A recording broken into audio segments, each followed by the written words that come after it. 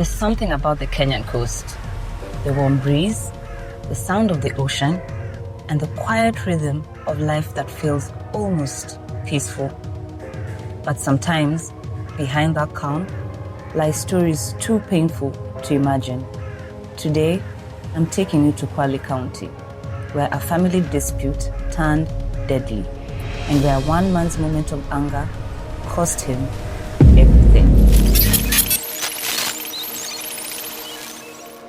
On the 4th of March, 2008, two brothers, Hamisi Omar Dengo and his younger brother, Kwale Dengo Matsumi, sat together at a local drinking spot. If you're Kenyan, you know the setting.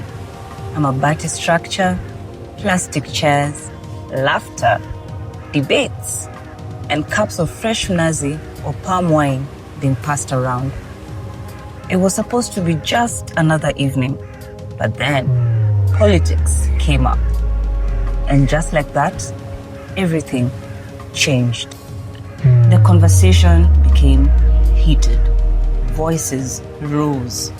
And with alcohol in their system, emotions took control. What started as a disagreement turned into a nasty fight. And then, violence. According to court findings, Hamisi picked up a stone, jiwe, and struck his brother. Then, he reached for a panga. And in that moment of anger, he attacked his brother again. It was sudden, it was brutal, and it changed their lives forever. But here's what makes this story even more painful. After the attack, Hamisi didn't run away. He helped. Together with his sons, he rushed his brother to Msambweni Hospital. And for a moment, there was hope. Kwale received treatment and was even discharged. He went home, but 2 weeks later, he died. One brother gone, the other left to face the weight of the law. Hamisi Omar Dengo was charged with murder under Kenyan law.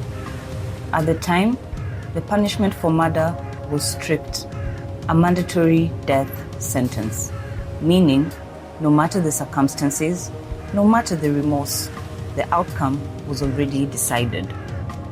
And that's exactly what happened. He was convicted and sentenced.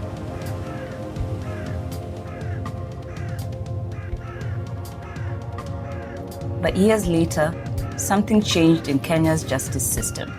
In 2017, the Supreme Court made a historic ruling, now known as the Muratetu decision. This ruling said that the death sentence should not be automatic, that judges must listen, must consider, and must weigh the human story behind every case. That decision gave people like Hamisi Dengo a second chance to be heard. By the time Hamisi returned to court for his sentencing, the man was 79 years old. He had spent 14 years in prison, and he stood before the court, not as the man he was before, but as someone changed. He told the judge the fight was not planned, that both of them had been drinking nazi, that he never meant to kill his brother, only to discipline him. And most importantly, he said he was sorry. But beyond his words was a bigger tragedy. These two men were the only sons in their family.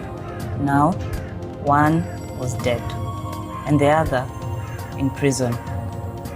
Behind them, they had left a widow, 5 children, 4 wives, and 19 children of Hamisi himself.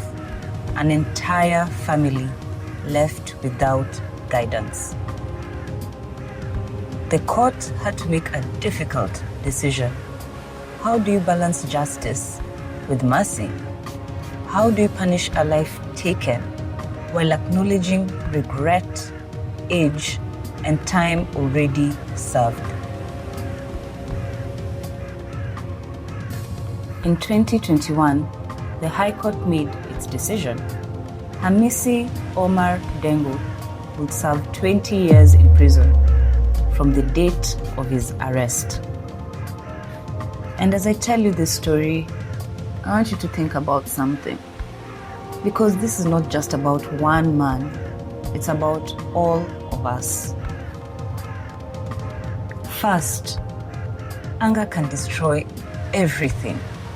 One moment, one decision, and a lifetime changes. Second, alcohol clouds judgment.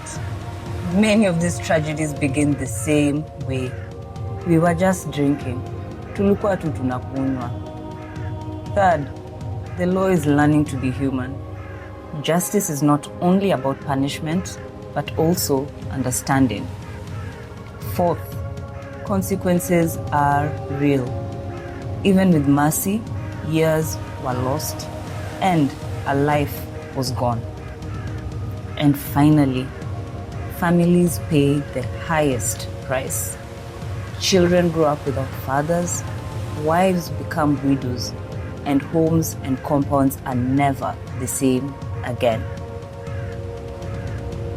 So next time you find yourself in an argument, take a step back, or 2, or 10, because sometimes walking away is the difference between peace and a lifetime of regret. This is Cassie, and you are listening to True Crime with MMS Advocates. Thank you.